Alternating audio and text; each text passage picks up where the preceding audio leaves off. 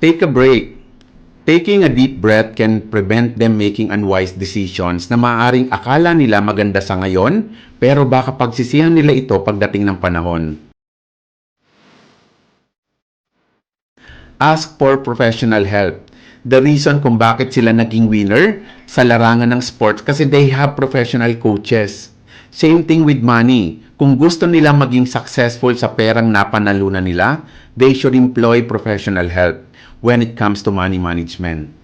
Talk to a financial planner to help them manage their money upang nang sa ganon makagawa sila ng mga strategies to grow and protect the money for the present and years to come. Mag-ingat sa pagdami ng mga kaibigan.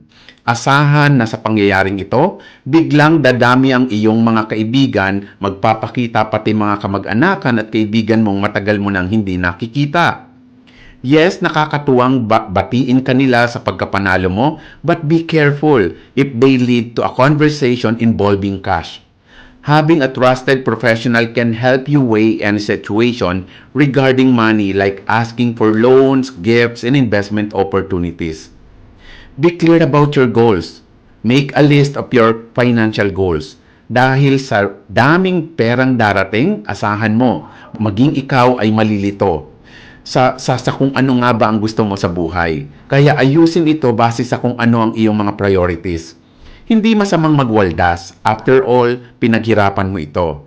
Pero dapat klaro sa iyo kung ano ang mga boundaries neto at kung hanggang magkano lang dapat ang ilalaan mo para dito.